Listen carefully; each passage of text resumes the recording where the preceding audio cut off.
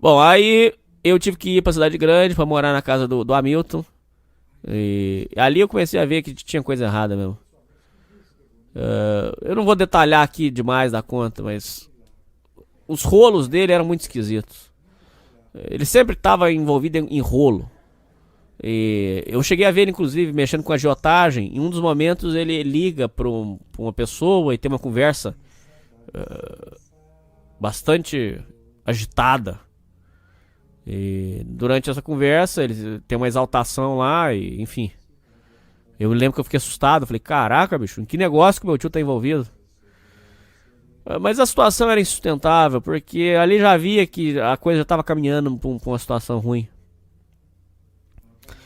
A minha prima começa com os surtos dela, eu não conseguia viver dentro da casa. Eu não vou detalhar aqui demais, tá? Mas os surtos dela, assim. Ela inventava coisas, assim. Ela inventava motivos pra. É doente, pessoa doente mental, porra. Não tem como discutir. É doente mental. Por exemplo, se você pegava um. Vamos supor, você comeu um sanduíche. Aí você já vai limpar tudo. Mas você deixou o prato ali na mesa, porque você já vai limpar. Mas você sentou pra comer o sanduíche e assistir a televisão. Aquilo já era motivo de surto. E gritaria, e bateção de porta. Mas, tipo assim, às vezes não tinha nem motivo. Às vezes não tinha motivo. Ela pegava e criava, inventava um motivo. Enfim, aí eram essas insanidades dela.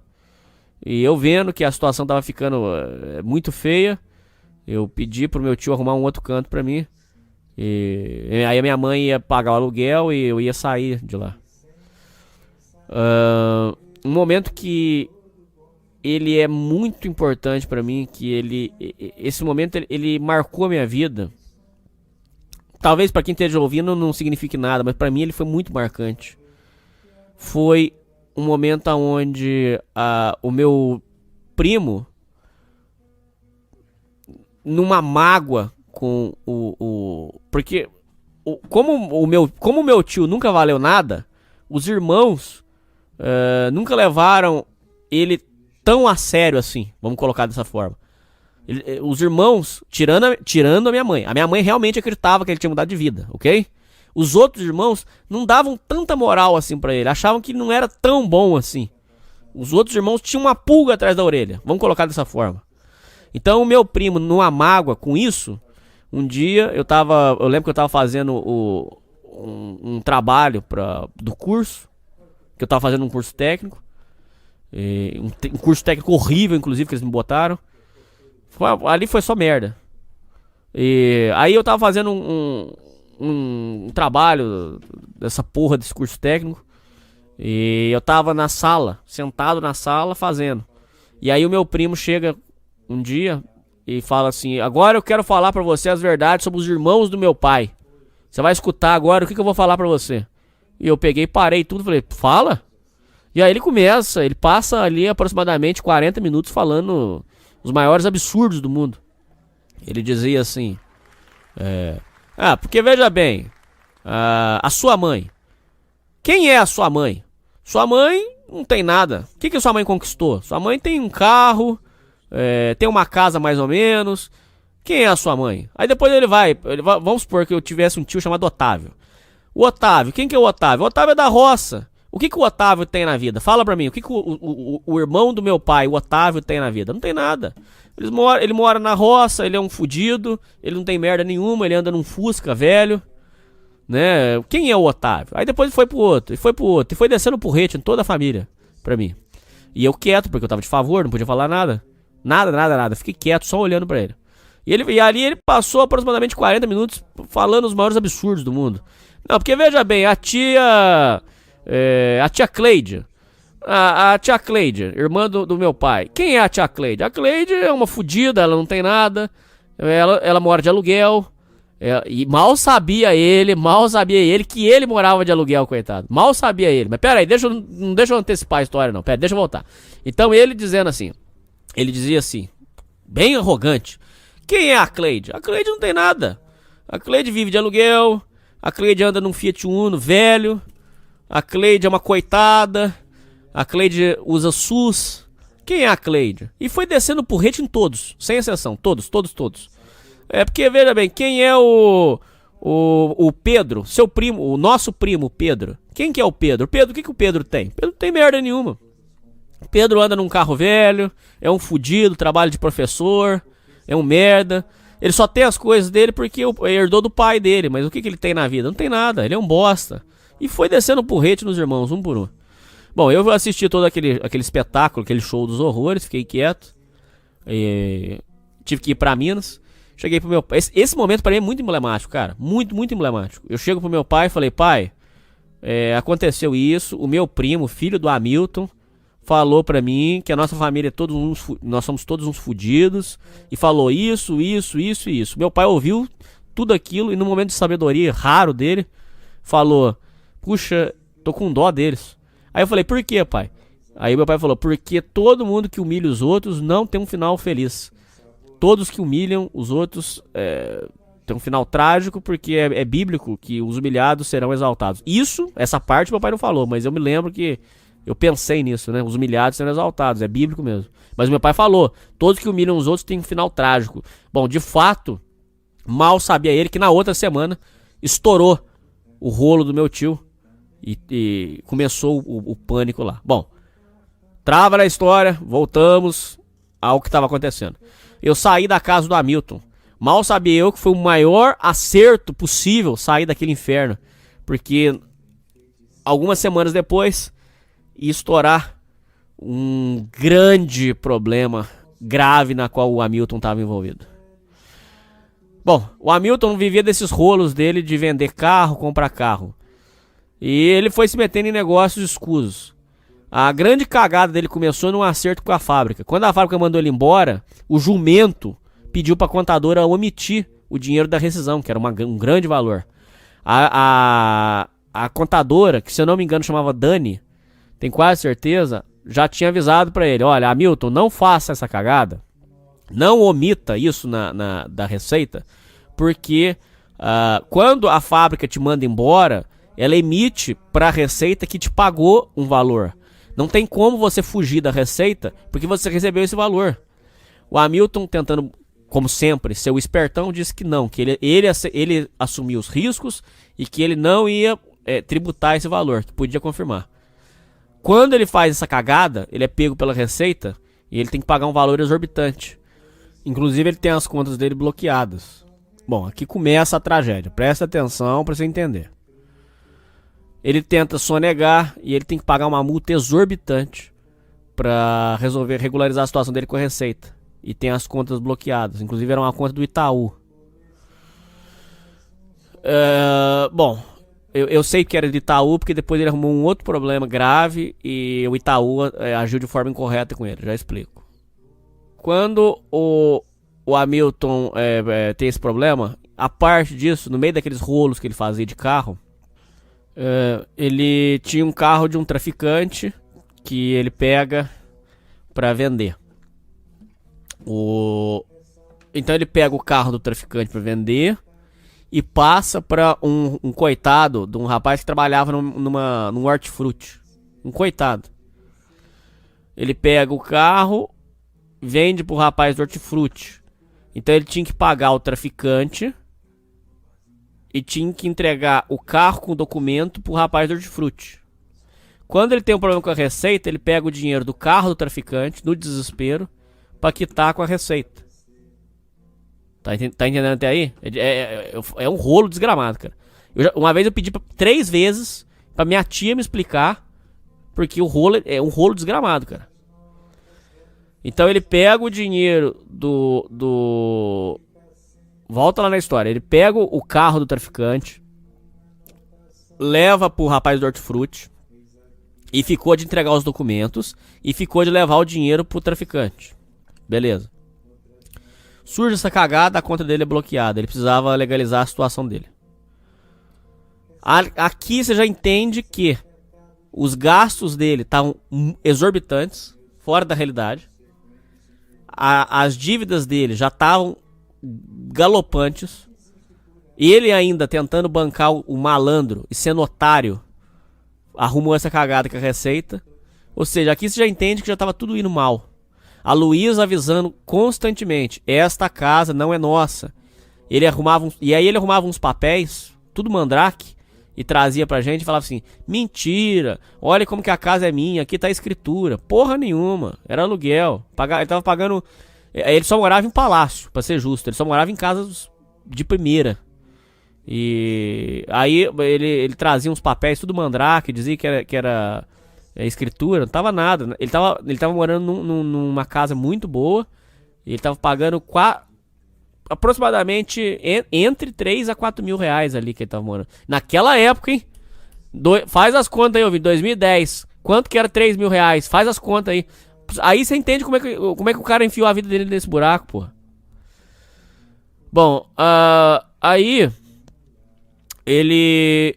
Então ele tinha... Voltando lá na história. Ele tinha que pegar o carro... Ele pegou o carro do traficante, levou pro rapaz do hortifruti. Então ele tinha que pegar o dinheiro do rapaz do hortifruti, levar pro traficante, acertar, e o traficante iria dar os documentos pra ele. Ele pega o dinheiro do traficante e, numa atitude estúpida, quita a situação dele com a receita.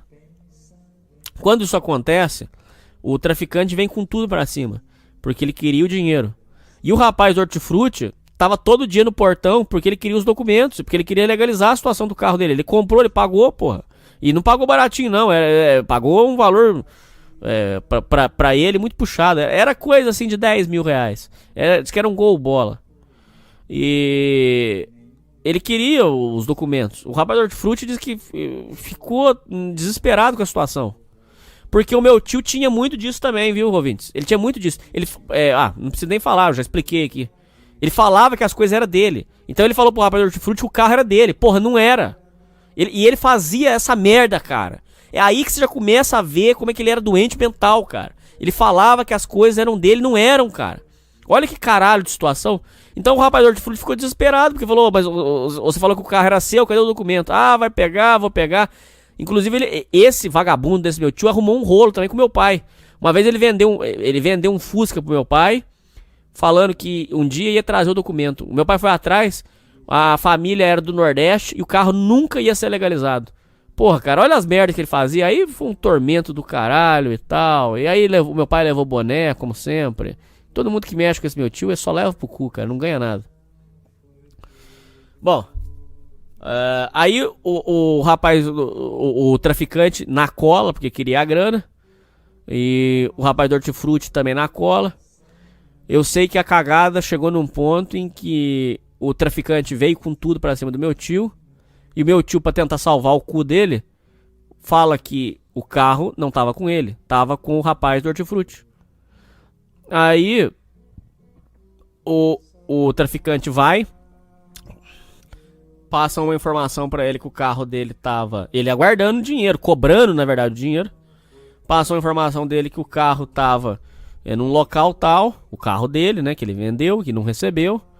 Ele vai com tudo, diz que ele entrou com 2 homens dentro do hortifruti e falou: quem que é o dono do carro? Quem que tá andando naquele carro? Ah, sou eu. Diz que ele pegou de forma abrupta o rapaz, o coitado do rapaz que trabalhava no hortifruti, e deu uma dura no cara. Não sei se bateu, isso eu não sei se bateu não. Eu sei que ele deu uma dura no cara lá e falou: rapaz, eu quero meu dinheiro. Não, mas o seu dinheiro já foi pago. Como é que eu vou te dar 2 vezes o dinheiro? Na verdade eu tô esperando meu documento. Mas como que eu vou liberar documento se eu não recebi de dinheiro? Quem que intermediou? Ah, foi o seu Hamilton. Ah, então o dinheiro tá com o Hamilton. Então nós vamos lá agora, porque eu não tô entendendo mais nada. Eu quero meu dinheiro. E eu quero meu documento. Então o Hamilton recebeu a visita do traficante. O traficante falou: eu quero dinheiro, ele já te pagou. Eu tô sabendo que ele já te pagou. Você intermediou o negócio e eu quero o dinheiro. O Hamilton, para não morrer, vendo a cagada em que ele tava metido, mas não entendo errado, aqui ele já tava até o pescoço de merda já. Diz que aqui ele já tava endividado também com a agiota também. Mas aí ele, para quitar essa dívida com o traficante, ele assume uma dívida com o traficante, com a agiota, para quitar a dívida do traficante. Paga o traficante para liberar o cara, mas dizem... mais uma pessoa falou pra mim que esse rapaz do hortifruti não recebeu o documento. Dizem que o traficante não repassou o documento pra ele. Coitado, cara, levou um prejuízo muito grande. Ele deve estar rodando. Eu imagino que ou ele passou essa bomba pra frente sem legalizar mesmo, Porque tem gente que compra carro sem legalizar. Se for pra você andar só no bairro e tal, é difícil a polícia parar. Ou ele passou isso aí pra frente, ou ele tá com isso aí na garagem. Não sei o que ele fez não, coitado. Dizem, não sei se é verdade, dizem que o traficante não entregou documento nenhum, não. Fato é que o cara do hortifruti se fudeu, o traficante recebeu o dinheiro na marra, e ele fez uma dívida estratosférica pra quitar esse negócio com o agiota. Falo estratosférica porque os juros do agiota eram coisas de outro mundo. A história que a Luísa, a minha tia, conta é que o acordo é que todo dia tinha uns juros de R$ 50 pra ser pago. Você não ouviu errado. Você ouvinte não escutou errado, não. Todo dia ele tinha que pagar uns juros de R$ 50. Só que os R$ 50 que ele pagava não abatiam da dívida. Vamos supor que ele tirou 10 mil. Me parece que foi mais que isso, mas vamos supor que ele tirou 10 mil, tá bom? Vamos supor. Os R$ 50 que ele pagava por dia não quitavam dos 10 mil. Só pagavam os juros. A dívida mantinha em 10 mil. Então ele tinha que pagar o juros de R$ 50 diário, mais o valor da dívida. Tudo isso que eu tô falando pra vocês eu vivi. Porque quando eu saí da casa do meu tio, eu morei ali próximo. E a gente via os absurdos que eram cometidos. A cagada em que ele se meteu foi que pra ele que tá com um agiota, ele mexeu com o outro. E o outro agiota era pior do que o primeiro. Depois, com o tempo, ele acabou mexendo com todos os agiotas da região. Tanto é que ele tá avisado de morte. Hoje ele tem que morar escondido. Teve uma época até que ele fugiu da cidade. A vida dele é uma vida de fugitivo. O tempo todo.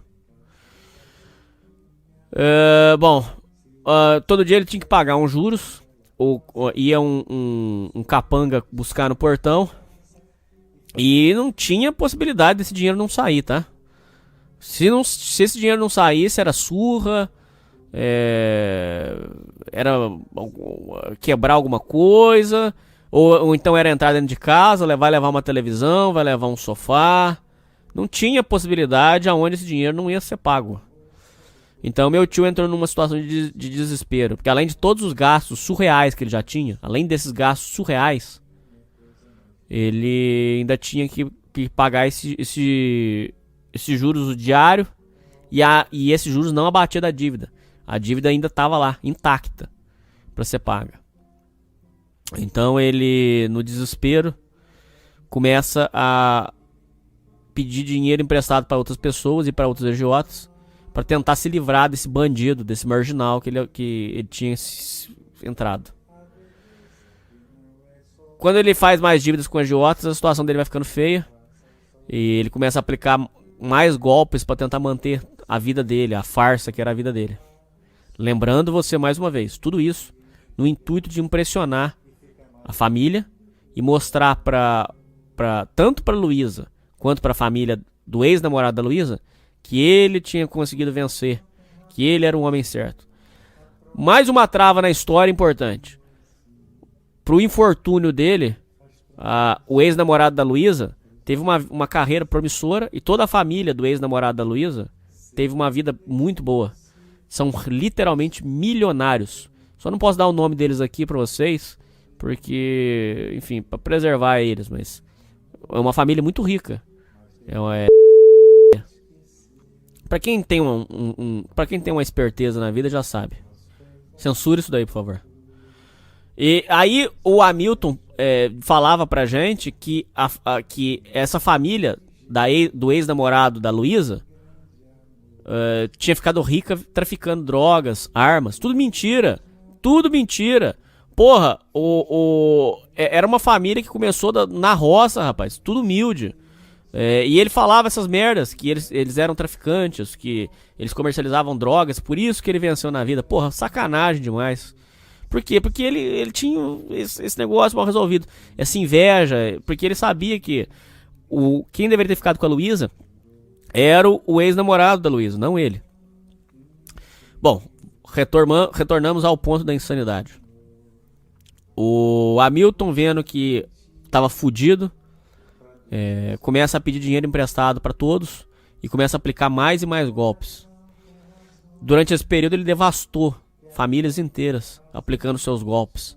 Ele chegava com o seu sorriso, com suas conversinhas, com o seu carisma e convencia as pessoas a investirem em alguma insanidade dele, algum investimento sensacional, ou então alguma história que se emprestasse para ele, ele pagaria com juros. Inclusive, uma das pessoas que caiu no golpe foi isso que eu lembro. Não. Boa parte das pessoas que caíram foi esse o golpe. Ele chegava dizendo que ele estava para receber uma bolada e que era para emprestar o dinheiro porque ele ia pagar com juros, e os juros que ele paga valem mais do que investimento no banco. Então a pessoa estava mais segura emprestando dinheiro para ele. Era exatamente isso. Inclusive, em uma das histórias, ele foi em Minas e buscou um monte de cheques sobre essa promessa. E é um dos momentos onde a gente viu que a coisa estava feia, é porque quando a pessoa recebeu um monte de cheque do meu tio. Quando a pessoa foi bater o primeiro cheque, já deu cheque sem fundo. A pessoa já desesperou na hora. Começou num desespero e começou numa choradeira. Porque o primeiro já não caiu, porra. Se fosse o segundo, o terceiro, você fala, pô, aconteceu um mal entendido. Agora, quando você bate o primeiro cheque já tá sem fundo, porra, aí foi sacanagem. Bom, ele então começa a aplicar esses golpes pra pagar os agiotas. Só que os agiotas, a dívida foi se tornando impagável. Ele pagava juros para um que cobrava no portão dele, e os outros ele não estava aguentando mais pagar.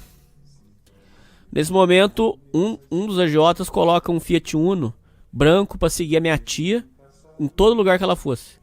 Porque o medo que o agiota tinha é que qualquer hora a minha tia ia juntar as malas e ia fugir. Certo? Ia dar fuga. Então o Fiat Uno segue a minha tia para onde ela fosse. Em um dos momentos ela foi no mercadinho fazer compras. Mercadinho não, ela foi no supermercado. E quando ela tava subindo o morro, ela repara que ele não só ficou esperando ela sair do mercado, como ele veio subir no morro atrás dela. Então, quer dizer, o agiota, com medo de perder o dinheiro, deixa um cara seguindo a família durante o tempo todo. Por isso que eu disse que aquele momento onde o meu primo vociferou aquelas demências, que a família toda era fodida e que só o pai dele era bem sucedido, aquilo casou muito, de forma muito curiosa, com o momento que veio talvez uma semana depois. Não, um pouco mais, mas algumas semanas depois, aonde começa a faltar os alimentos dentro de casa. Não, você mais uma vez não ouviu errado. Acabou a comida. Não tinha dinheiro para fazer compra. O dinheiro ia todo pros agiotas. Não tinha como. E o dinheiro, o agiota, especificamente o agiota que cobrava R$50 no portão, não podia atrasar. Nos outros, ele metia migué. Mas esse do portão não dava, porque esse cara era muito bandido. Se ele não pagasse os R$50, os caras iam entrar para roubar. Se não tivesse nada no valor, era porrada ou morte. Não tinha conversa, cara. Morte eu acho que nesse primeiro momento não. Porque eu acho que eles iam dar uma surra bem dada. E outra coisa, ia tomar carro, enfim. Os outros, ele conseguia passar um migué. Eu te pago mês que vem com mais juros, não sei o que lá. Mas todos eram bandidos. Todos os agiotas que ele mexeu eram bandidos. Mas é que esse que ia cobrar no portão era muito, muito terrível. Esse era cruel demais. Então, começa a faltar os alimentos.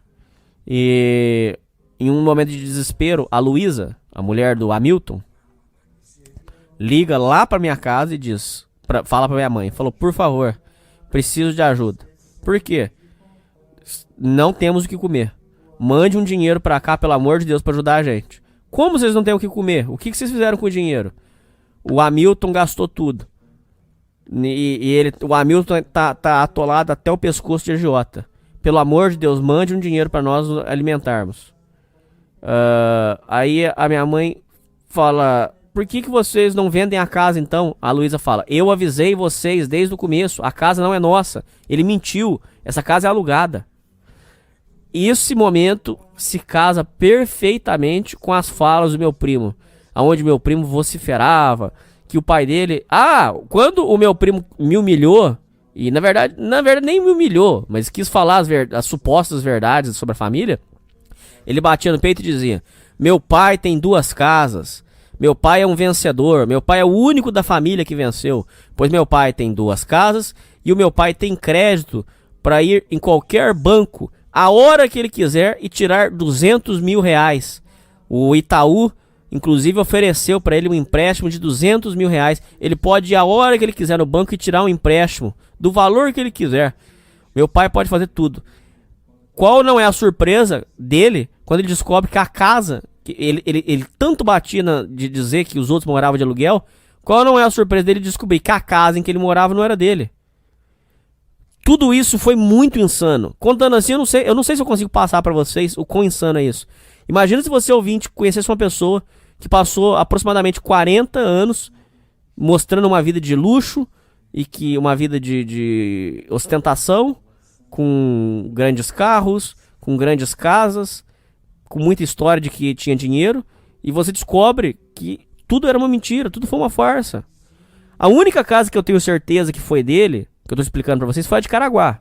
Porque o meu pai avalizou. O que ele fez com a venda dessa casa? Não sei. Provavelmente foi pra pagar esses luxos. Essa vida absurda que ele vivia. Não era uma vida de uma pessoa comum. Uma vida de... Imagina uma filha ou um filho que pega os amigos, enche o carro, vai pra casa de praia e gasta horrores... E quem banca é você, quer dizer, isso é coisa de milionário, não é uma coisa de uma pessoa classe média até alta que pode fazer isso. Ele queria viver uma vida que não era pra ele. Tudo na expectativa de mostrar pra família do ex-namorado da Luísa que ele era o vitorioso. Bom, a história, nesse momento então, ele começa a aplicar os golpes dele. Ele cometeu muitas maldades e destruiu muitas famílias nesse momento. Alguns casos emblemáticos. Ele foi numa senhora idosa, disse que ia pagar, que ele ia investir o dinheiro dela. Ele pede uma pilha, ele pede um dinheiro e passa uma pilha de cheques, todos sem fundo. Essa mulher não perdoa ele até hoje. A Luísa, inclusive, de remorso, ela sentindo tanta vergonha do que o Hamilton fazia, além dela pedir o desquite, além dela pedir o divórcio, além disso, ela falou para todas as vítimas dos golpes dele que um dia ela pretende pagar, mas todo mundo sabe que não vai pagar. Então, nesse caso, ele deu um golpe aí na casa dos 15 a 20 mil. Eu tenho uma tia que é uma coitada. Essa minha tia vive só de ajudar os outros. Ela não tem nada. O marido faleceu. Ela não tem luxo nenhum. A vida dela é ir pra igreja e ajudar os pobres. Ele pediu pra ela aproximadamente 10 mil. Deu boné. Depois o meu primo, filho do bandido, falou que ia pagar. Pagou umas 2 ou 3 e deu boné. Mas pera aí, não deixa eu voltar na história. Senão eu vou pular aqui essas coisas. Ele deu golpe numa professora. Um valor alto. Por isso que eu tô falando pra vocês. Tem gente que diz que pode também ter segunda família envolvida, porque os valores são muito exorbitantes, cara. O que ele fez com esse dinheiro, cara? Porra, é muita grana, meu irmão. Mas outros dizem que é porque, como ele já tava há muitos anos mexendo com a agiotagem, pode ser que tinham dívidas antigas acrescidas de muitos juros, ele teve que pagar, não sei. Ninguém sabe. Uma vez eu sentei com esse meu tio bandido e eu fiquei conversando com ele aí uns 30 minutos. E ele dava a volta. Cara, vocês não estão entendendo, cara. Pelo amor de Deus. Por favor, quem tem experiência de vida, algum de vocês já tentou conversar com um sociopata, cara? Ele tem uma manipulação. Você não pega o cara. Ele ficava dando volta. Falava, não, mas peraí. Vamos falar sobre a dívida sua. No que você fez. Inclusive, ouvintes, eu tive uma oportunidade que nenhum teve. Eu tive a oportunidade de perguntar direto pro meu tio: Hamilton, por que você mentiu que essa casa era sua, cara? Por que você não falou logo que a casa era alugada? E ele deu uma desculpa genérica do tipo assim: é porque eu não queria ter a vergonha de morar numa casa alugada. Eu queria que as pessoas tivessem orgulho de mim. Mas eu não falei pra muitas pessoas, eu falei pra vocês. Quer dizer, ele tem uma mente que tudo ele arruma uma desculpa. Em outro momento, um dos golpes que ele aplicou, ele disse assim: eu roubei sim, mas o dinheiro que eu tomei, eles também não ganharam honestamente, porque eles também dão golpes. Então eu também roubei uma pessoa que já era bandido. Quer dizer, tudo na mente dele, ele cria uma desculpa pra justificar os crimes que ele cometeu. Voltando lá, então, os golpes que ele deu, eu sei os que a gente sabe. Ele deu golpe nessa senhora, ele deu golpe na minha tia, que é uma coitada. O golpe da minha tia foi o mais triste. Minha tia, com ele, no total, deve ter perdido uns 15 mil. Ele deu golpe numa professora, que a gente ficou sabendo que foi uma história horrorosa. A história da professora foi assim: era uma professora que guardou economias a vida inteira. Não tinha família, não tinha nada, e ela foi guardando dinheiro. E aí ela pegou o dinheiro e queria comprar alguma coisa, investir, e aí ele apareceu e falou assim: olha, eu tenho um bom investimento pra você. Você me arruma esse dinheiro, eu tô pra receber uma bolada, eu vou te pagar com juros e tal. E aí ele prometia uns juros fora da realidade, e ela conhecia ele há muitos anos e entregou o dinheiro. E ele sumiu com o dinheiro. Ela chorou muito. Ela disse que aquilo era a economia dela de muitos anos, que ela pretendia comprar alguma coisa pra ela e, enfim, foi roubada. Outro caso... teve um caso que foi sacanagem. Puta que pariu, esse foi foda. Tinha um cara que era amigo da Luísa. Era um senhor de idade que jogava bocha com a Luísa. Durante um período a Luísa jogava bocha e tal, e conhecia umas pessoas, e esse senhor era muito amigo da Luísa. E ele ganhava um salário mínimo, tinha uma vida super humilde, super humilde. Ele ganhava uma aposentadoria de um salário mínimo, e era com esse valor que ele pagava os remédios dele. Ele inclusive estava até acamado, nem sei, já deve ter até falecido, coitado. E ele tinha uma vida super humilde, ganhava um salário mínimo pra pagar as contas dele, comprar remédios e tudo. O Hamilton apareceu na porta da casa dele e disse assim: olha, o senhor empresta pra mim porque semana que vem eu tô passando aqui pra acertar com o senhor com juros. E aí disse que ele nem queria juros. Ele falou assim: eu te empresto só porque você é marido da Luísa, toma o dinheiro, pode levar pra você, só traz pra mim semana que vem, porque o dinheiro que eu tenho pra sobreviver, não é luxo, é sobrevivência. O Hamilton teve coragem de roubar um senhor idoso com dinheiro da sobrevivência do cara, bicho. E aí a coisa foi assim: no começo ele começou aplicando grandes golpes, no final, no desespero, porque a agiotagem estava muito forte, ele começou a dar pequenos golpes. Eu sei que chegou no momento em que ele começou a roubar a família inteira e roubar muitas pessoas, e foi ficando insustentável. Uma das passagens é onde um parente nosso super distante, que já até faleceu, um parente nosso muito distante, muito distante da família, reclamou pra minha mãe e falou assim: olha, eu não aguento mais o Hamilton ligando aqui pra mim. Tipo assim, uma pessoa que não tem nada a ver. Imagina assim, imagina vou tentar explicar o que ele era. O primo do seu... isso mesmo. Imagina o primo do seu avô. Tem cabimento você pedir dinheiro pro primo do seu avô? Isso não tem lógica. Já é surreal. Ele ligou pra minha mãe e falou assim: olha, não aguento mais o Hamilton me ligando todo dia pedindo dinheiro emprestado. Já falei que eu não vou emprestar. Não confio. Bom, ele começou a aplicar esses golpes em geral.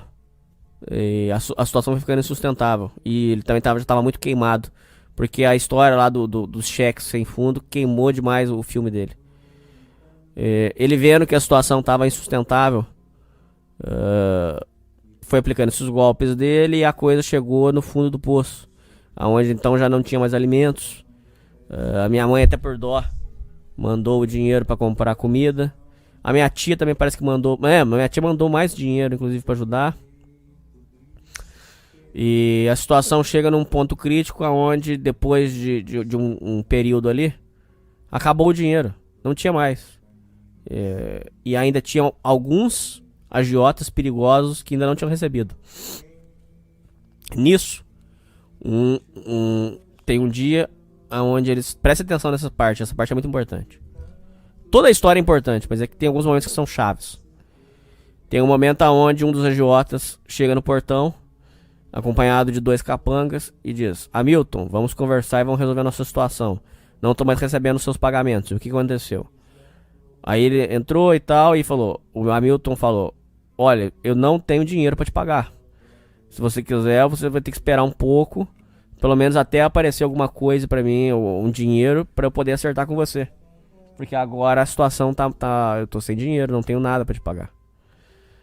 O agiota olha pra ele, pensa um pouco e fala: tudo bem, eu posso esperar, não tem problema, eu vou aguardar, não tem problema. Então tudo bem, depois no final do mês eu apareço aqui pra gente conversar, tá bom? Beleza. E ele sai do portão e o Hamilton entra dentro de casa pra pegar algum documento, alguma coisa e pra sair, pra resolver problemas. A minha tia, muito esperta, a Luísa, que de louca, apesar dela ter problema mental, mas de louca ela tem muito pouco, pelo menos nessas coisas da vida. Lembrando que foi a Luísa que já tinha falado há muitos anos que nada era dele, hein? E a gente falava que era louca. Minha mãe falava que ela era louca, hein? Bom, o que acontece, ouvintes? Quando o agiota sai, o agiota falou: não, tudo bem então eu passo aí no final do mês pra gente conversar, tá bom? Tudo bem. Quando o agiota sai do portão e o meu tio entra pra pegar documentos e tal, quando o meu tio sai pelo portão também pra resolver seus problemas, a minha tia ficou só olhando o agiota. E quando o meu tio acaba de sair pelo portão, a minha tia corre no meu primo, filho do Hamilton, corre nele e fala: acorde agora, levante, entre no carro e siga o seu pai. Seu pai será assassinado agora. Que isso, mãe? Que isso? Acorde, levante agora, entre no carro, porque o seu pai vai ser assassinado. Por que o senhor tá falando isso? Porque um cara que vem armado no portão de casa todo dia pedir dinheiro e de repente ele aparece e diz que tá tudo bem e que ele vai voltar depois, isso não é normal. Ou seja, ouvintes, olha a esperteza que ela teve. Ela teve uma visão. É um negócio assim de se pensar. Pensa bem, uma pessoa que é considerada louca, que não sei o que lá, ela teve uma visão que eu acho que quase ninguém teria, na verdade. Ela teve uma sacada. E foi ali foi a virada. Foi um momento chave. Porque ela sacou, ela pescou. Ela entendeu o que ninguém tinha entendido.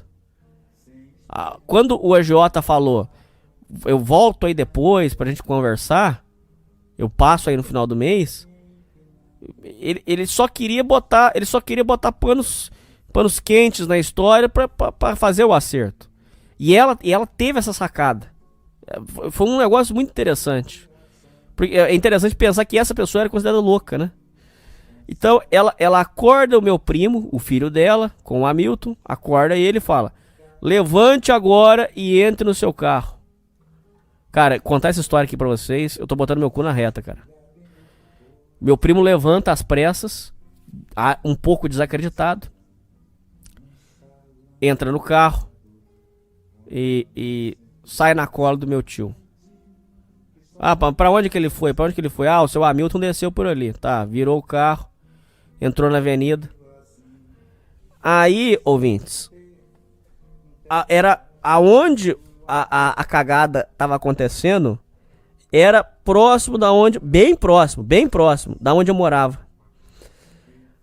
Onde hoje tem um prédio, se eu não me engano, a rua chama Joaquim Bagunhá, se eu não me engano. De frente onde eu morava, era horrível. Ali, mas hoje tá melhor, porque hoje diz que levantaram prédio lá e tal. Mas ali era tudo pasto.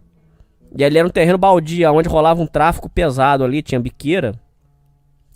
E ali era um local perfeito pra fazer a execução, porque não tinha nada ali perto. Eu acho que é bom censurar o nome da rua, cara. Censura aí. Mas também se achar, também foda-se. Hoje lá virou... que levantaram um prédio muito bonito ali na frente e tal. Mas na época era tudo um campão aberto. E ali embaixo... Inclusive tem uma situação muito engraçada até. Porque quando eu arrumaram lá pra eu morar, eu morava num barraco lá. Horrível. Não era barraco de madeira não, mas era bem ruim. Bem ruim. E aí descendo, saindo de frente pra minha porta e descendo uma estradinha de terra, tinha biqueira. E aí quando falaram pro meu pai e pra mim que lá embaixo tinha biqueira, o meu pai achou que tinha água, porque em Minas, biqueira é bica d'água.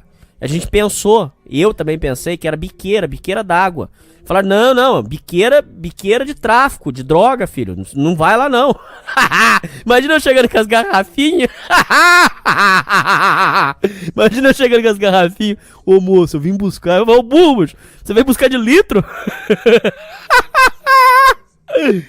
Bom, onde eu parei?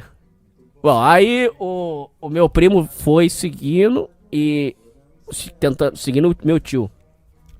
E aí, quando ele tá na avenida, ele olha lá longe e ele encontra o carro do pai dele nesse campo aberto. Ele embica pra esquerda, entra no local e quando ele chega lá, tá o pai dele ajoelhado com o agiota botando o oitão na cara dele, falando ali. Ele chega às pressas e todo mundo se assusta com aquilo. Ele sai do carro num desespero, numa choradeira e falando: o que é isso? Você não falou que tava tudo certo? Você não falou que tava tudo certo? Aí o AJ falou: tá certo o caralho, meu irmão. Combinado era que todo mês ia ter o pagamento. E o seu pai não tá acertando com a gente. Então o que nós vamos fazer é o seguinte: ó, vamos matar a dívida no seguinte: o seu pai vai entrega o carro, entrega tudo que tiver lá dentro da casa e nós vamos matar e tá quitada a dívida. Tá bom assim? Não, porra, pelo amor de Deus, não faz isso. E aí o Hamilton também falando que não era pra matar o filho dele e tal, aquela cagada e tal. O filho do Hamilton diz: olha, não matem meu pai, não tomem nossas coisas, eu vou para Minas e eu vou trazer o seu dinheiro. Faz um valor para o que tá a dívida à vista com você. Me parece que era 15 mil reais. 15 mil reais. Mas me parece. É algo entre 12 a 15 mil reais. Tá bom. Se eu pagar à vista, você não mata ninguém e você dá sossego? Dou. Atenção, ouvintes. Isso é um dos agiotas. Tem outros. Mas esse aí, a situação tava já indo pra morte já. Então o meu primo. Aí o meu tio já não podia mais pedir pra ninguém, porque ele já tava queimado. E ele já tinha aplicado muito golpe. Ele já tava muito visado. Ah, tem um outro golpe que o meu tio tentou aplicar. Caralho, esse foi foda. O meu tio sabia que tinha uma. Cara, olha esse golpe que o meu tio tava aplicando, cara. Puta que pariu, meu irmão. Escuta isso aqui, ouvinte. Isso aqui é foda, cara. Ele chegou num cara que alugava uma casa. A minha tia, eu tenho uma outra tia que não tem nada a ver com essa história, que alugava uma casa. Ele foi na pessoa que estava alugando a casa, que estava morando na casa e pagando aluguel, e falou: olha, eu sou da imobiliária e lamentavelmente eu vou ter que pedir pro senhor sair da casa. E eu saí por quê? Porque lamentavelmente essa casa aqui, nós estamos vendendo ela e a intenção não é mais alugar. Então, se o senhor quiser, o senhor tem a opção de comprar essa casa. Nós estamos até vendendo ela por um preço muito baratinho. Nós estamos vendendo essa casa toda por 60 mil reais pro senhor. Mas alugar nós não temos mais interesse. Caraca, você vai me vender uma casa inteira por 60 mil reais? É, bem baratinho, 60 mil. O senhor vai poder comprar essa casa excelente. E aí o senhor pagando já fica com a casa. O cara, era até um senhor de São Tomé das Letras. Tava querendo vender imóvel para poder pagar e comprar a casa. Ainda bem que essa tragédia não aconteceu, porque ele ia sumir com o dinheiro e acabou. Só a sorte foi uma só. O senhor, olha pra você ver como é que as coisas são realmente sobrenaturais. O senhor pegou e falou o seguinte: já que eu vou ter que vender imóvel para pagar, ele teve o estalo de ir na imobiliária e falar se a pessoa da imobiliária tinha o interesse de comprar a casa dele, ou fazer um negócio para ele poder comprar a casa. Quando ele chega na imobiliária e fala e conta a história, o dono da imobiliária falou que maneco vender casa o quê, rapaz? Ela não vai vender casa nenhuma, o senhor foi enganado. Quem que tá falando pro senhor? Ah, é o Hamilton. Ah, mas então o Hamilton tá dando golpe, porque o Hamilton é mentiroso. Então o Hamilton tá dando golpe nos outros, velho. E aí foi aí que estourou mais um dos golpes dele. Mas ele já tava, ele tava muito próximo de concretizar esse golpe, muito próximo. Bom, aí voltando lá na história. O filho do Hamilton conseguiu um prazo com o AJ. Ele tinha não sei quantas horas pra arrumar 15 mil reais. Ele corre pra Minas. Ah, esse momento também é foda, cara. Porra. Pô, meu irmão. Lembram que ele... Vocês ouvintes lembram aonde ele disse... A minha prima... Não, quem é minha prima? Minha prima é uma bosta. Minha prima não tem nada. Quem é meu tio? Quem é minha tia? Nenhum deles tem nada. E tal. Ele, neste momento... Caraca, bicho. Caraca. Esse momento foi muito emblemático. Porra. Ele volta pra Minas. Chorando. E... Ele foi lá em casa. Chorando. E disse... Vão matar a minha família. Vão matar a minha família. Vão matar meu pai. E vão tomar tudo que a gente tem. Os nossos carros. Eles tinham, na época, acho que eles tinham 3 carros. Vão levar os nossos carros. E vão matar a gente. Eu preciso, pelo amor de Deus, que vocês me ajudem. A minha mãe reuniu a família toda lá. Em casa. E todos ajudaram com alguma quantia. Eu tenho uma tia que ajudou com 5. Eu tenho outros tios, uns primos que cada um deu 2. Juntaram lá e conseguiram a quantia. Inclusive ele fez uma coisa muito feia. Muito, muito feia. Porque ele disse que ia pagar centavo por centavo da dívida. E ele pagou eu sei que ele pagou aí um período. Vamos colocar aqui 5, 6 meses. Depois ele parou de pagar e o problema não é só não pagar. Se ele pagasse, mas der satisfação, tudo bem.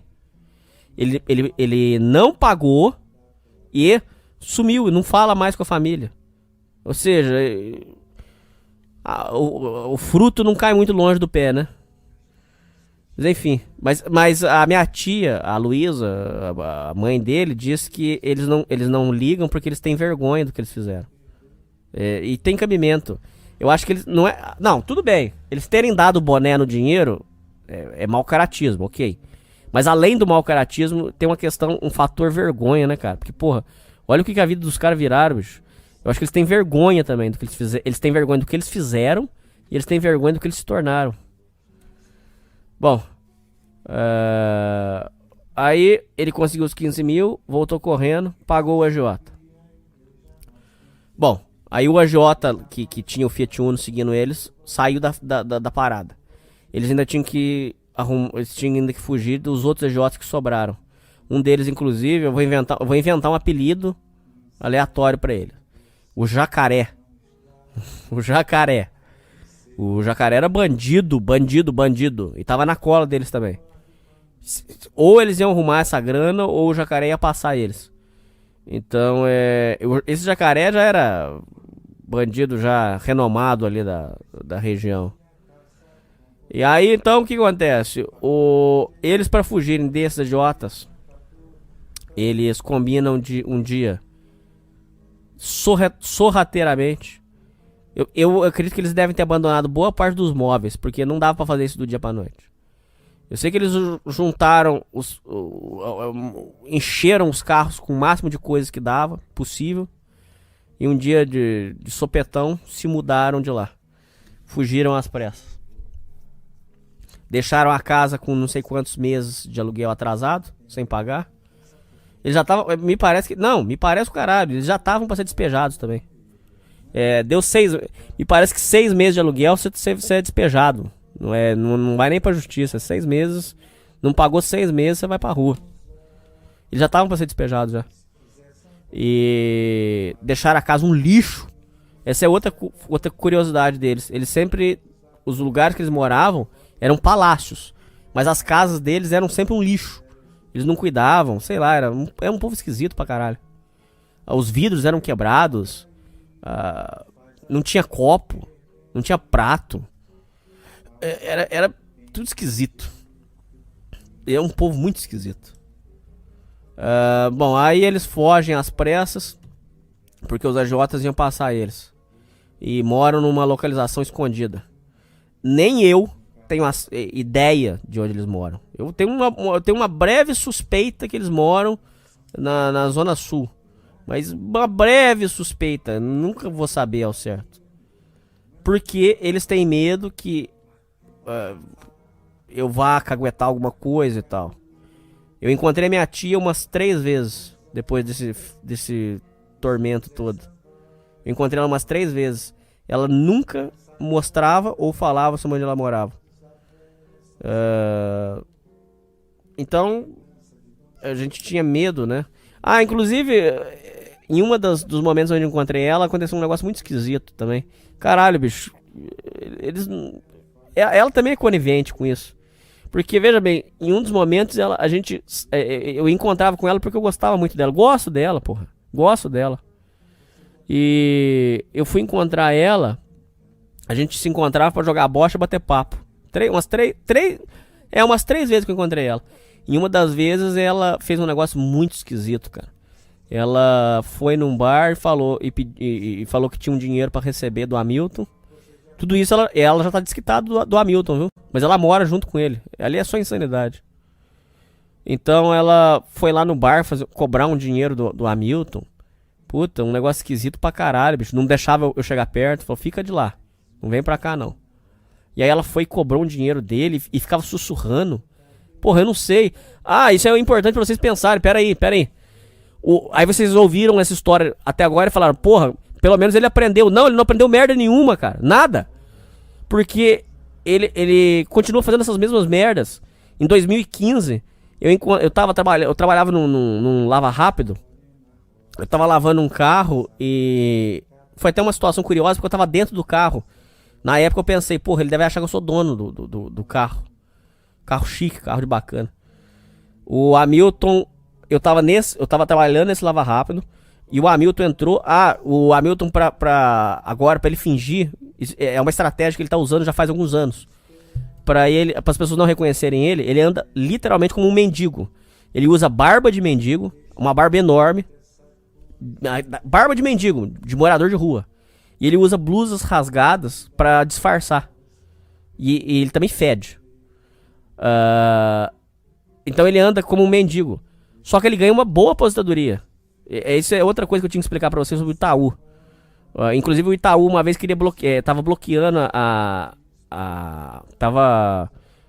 não é que tava bloqueando, mas tava cobrando um valor exorbitante da aposentadoria dele. Ele ganha aproximadamente 5 mil reais de aposentadoria. É um valor que era pra eles viverem com dignidade. Mas tamanho as merdas que o Hamilton fez, eles têm que viverem como fugitivos. Não podem ver a neta, não podem fazer nada. Porque é a vida que eles foram condenados.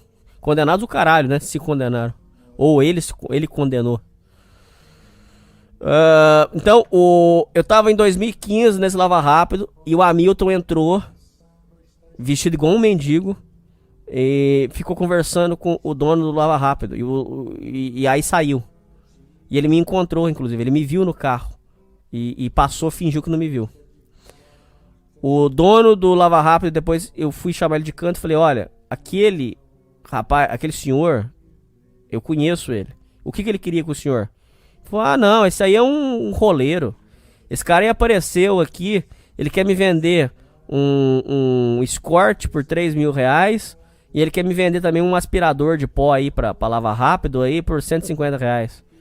Ouvintes, um Escort, um carro legalizado e correto por 3 mil reais não tem como.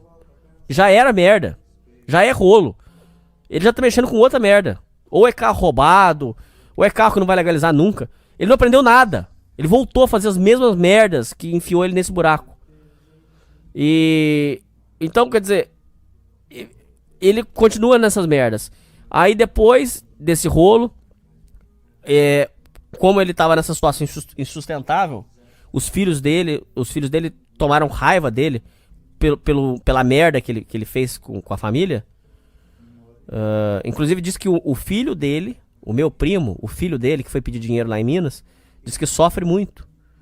A minha tia falou que ele sofre muito, porque agora ele não tem mais casa de nenhum parente pra ele ir. Ele tem vergonha de ir na casa dos parentes, então diz que isso causa muito sofrimento pra ele. Caras, eu vou ser muito sincero com vocês. Podem me chamar de mulher bandido, mas eu sinto saudade deles também. Puta, cara, era muito bom, cara. Passar o Natal juntos. Puta, cara, eu vivi. Puta, que saudade que eu tenho, cara.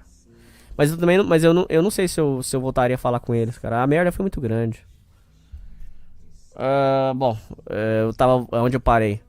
Então, o meu tio, depois de toda essa merda, ele cismou que era melhor ele dar no pé, como de fato era. Ele é muito sem vergonha de continuar morando aqui. Muito sem vergonha.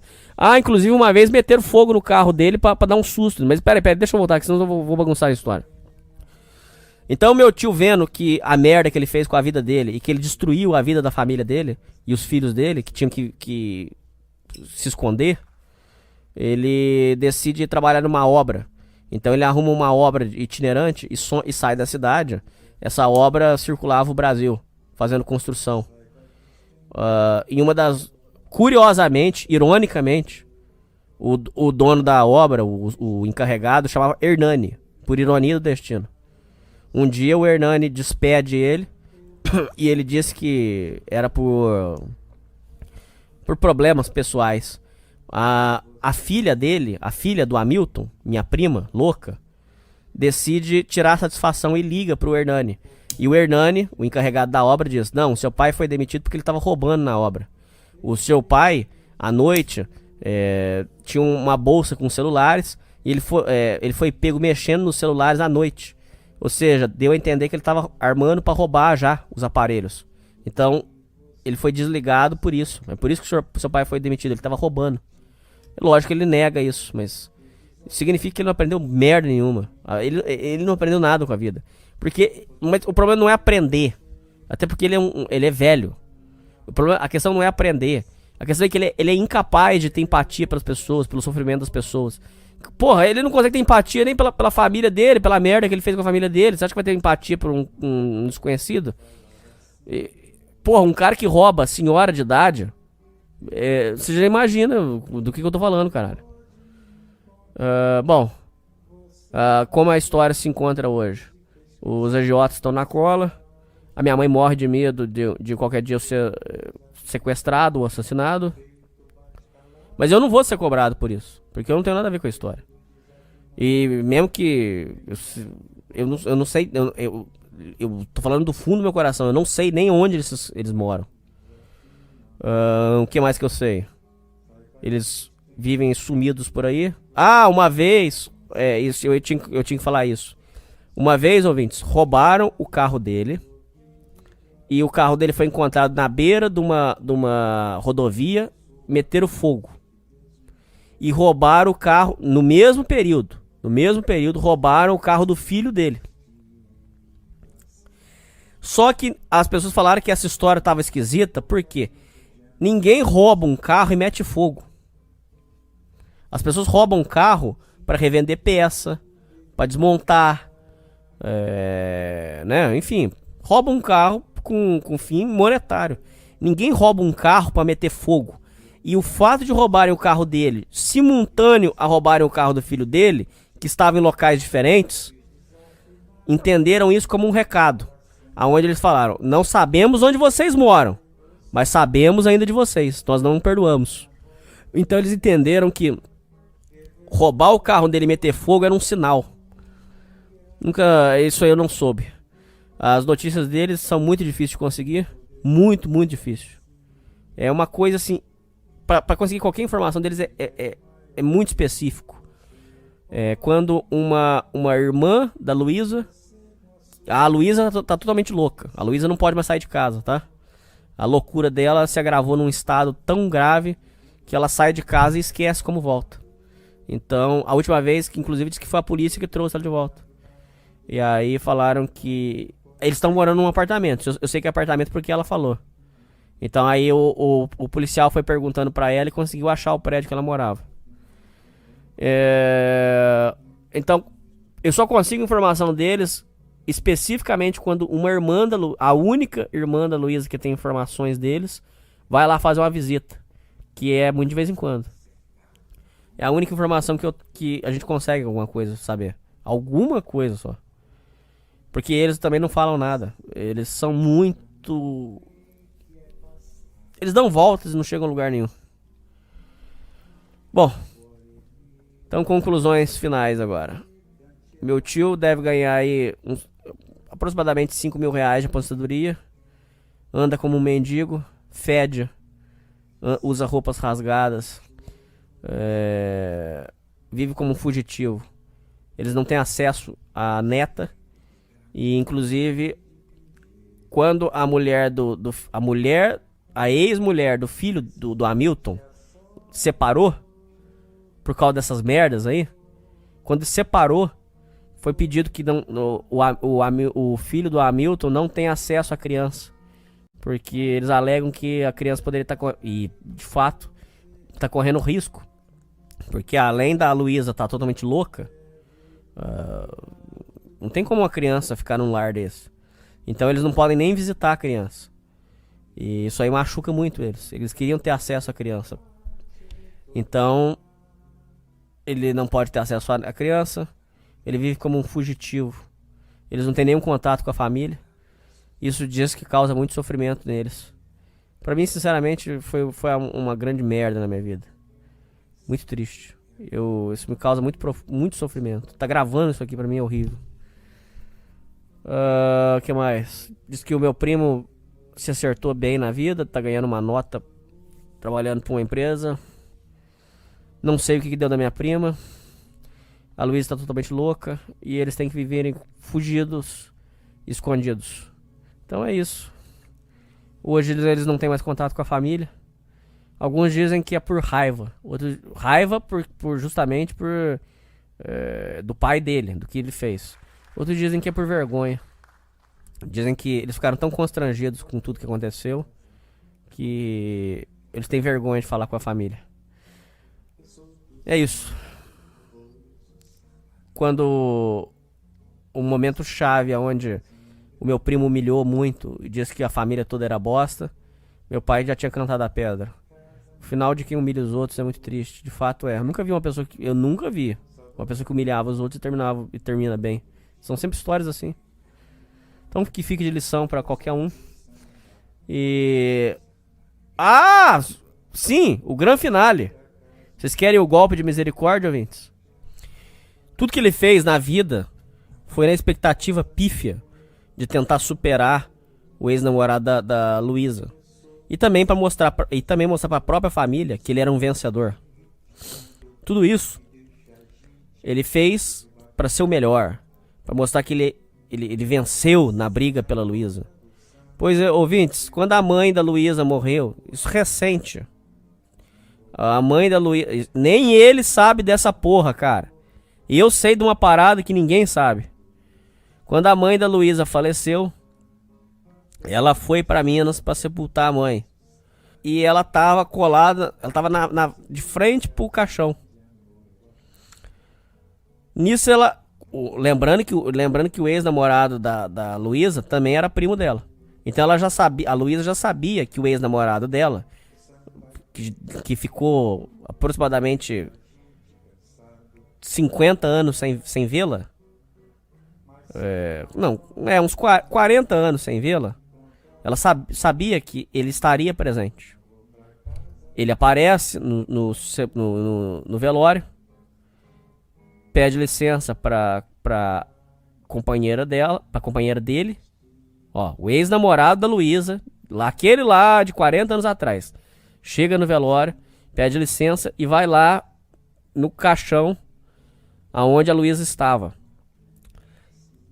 Ele então, disfarçadamente, ninguém viu isso, ele coloca a mão em cima da mão dela e fala pra ela: Luísa, eu quero te dar os meus pêsames pela morte da sua mãe. Eu quero te falar uma coisa: você é e sempre foi o grande amor da minha vida. Você sabe disso. A gente foi separado porque o Hamilton fez tudo isso. Mas você sabe que você sempre foi o amor da minha vida. Mas eu não me arrependo de nada. Eu me casei, eu tive filhos. Eu não me arrependo de nada. Mas o grande amor da minha vida sempre foi e sempre será você. E você sabe disso. E ela fala pra ele: eu também. Você sabe que eu também. Ele sai, pega a companheira dele, vai embora do velório. Ou seja, conclusão final. Todas as merdas que o Hamilton fez na expectativa insana de vencer foram em vão. Porque no final das contas ela continuava sempre gostando dele. Nunca adiantou nada. Que fique de lição pra qualquer um de vocês, cara. Não force a barra. Quando uma coisa não é pra ser, não é pra ser. Analisa a situação que você tá vivendo. Eu já falei sobre isso uma vez, mas eu explico de novo. Olha a sua situação. Tudo que você vai fazer na sua vida, você tem que... funciona numa base assim: eu faço um pouco e recebo um pouco de volta. Faço mais um pouco, recebo um pouco de volta. Se você tá trilhando um caminho que você faz e não recebe nada, faz, não vê evolução, faz, não força a barra, cara. Não tente forçar a barra de coisas que não são pra acontecer, porque você vai se meter em coisas nesse estilo. Não era pra ser, cara. Não era pra acontecer. Todo mundo avisou, não era, não vai acontecer. Ela não gostava dele. Ele foi inventar essa merda, cara. Tudo começou não, porque ele já era perturbado. Mas esse rolo todo só foi feito porque ele queria forçar uma coisa que não era pra acontecer. Uma coisa que não era pra ser desse jeito. Foi aí que começou todo esse tormento. E ele se meteu nessa insanidade toda que vocês escutaram. Tá bom? Tirem as lições de vocês. Ele é a vergonha da nossa família. É o único bandido que tem na minha família. Não, de tio. O único tio bandido que eu tenho na família. Tem outros aí. Mas isso aí é o bandido.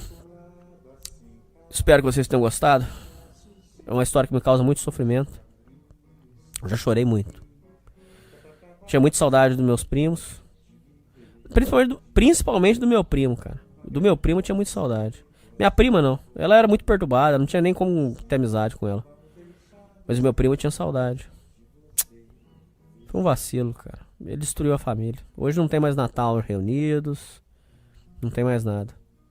A família não se reúne mais. Tomou desgosto. Enfim. Destruiu vidas. E principalmente a vida da filha dele, que ele nunca reconheceu. Sobre a filha dele, dentro do orfanato, ela conheceu um rapaz. E os dois se apaixonaram e casaram. Só que o rapaz também era do orfanato e eles não tinham dinheiro nenhum. Então ela pediu ajuda pra minha mãe, ajudar ela a comprar um terreno. Eu não sei como é que foi feito o acordo lá. Eu sei que elas conseguiram lá um terreninho lá e me parece que tá em construção. Essa menina foi negligenciada em tudo na vida dela. Ela teve todos os seus direitos constitucionais rasgados. Porque o Hamilton nunca assumiu. Muitos dizem que os filhos do Hamilton não são felizes e nunca foram, justamente porque a dívida isso é o povo que fala, hein? O povo fala que a dívida que o Hamilton tem com a filha que ele não assumiu é o impeditivo para que os filhos sejam felizes. Porque os filhos não vão ser felizes porque a dívida que ele tem com o universo é muito grande. Não sei. Eu sei que o Hamilton é um cara que se acha muito esperto, mas no fundo ele é um otário. Como diz o Bezerra da Silva, malandro é malandro e mané é mané. Ele nasceu pra ser mané. Mas é o mané que se acha malandro. E ele tem fala de malandro, ele tem carisma, ele lábia. Mas é um otário. Sempre foi e sempre será. E o principal é que ele não tem remorso e não tem empatia por ninguém. Todos esses... Cara, somem tudo de ruim que eu falei. Todas as vidas que ele destruiu durante todo esse programa. Se você ouvir perguntar pra ele, ele vai dar uma justificativa pra tudo que ele fez. Ele não tem remorso algum. Ele é incapaz de sentir arrependimento pelas merdas que ele fez com as pessoas. Então, é essa a situação. Complicado, Vintes. Eu chorei muito, sofri muito. Toda essa situação foi muito, muito traumática pra mim. Mas passou. Vida que segue. É isso aí, ouvintes. Falou.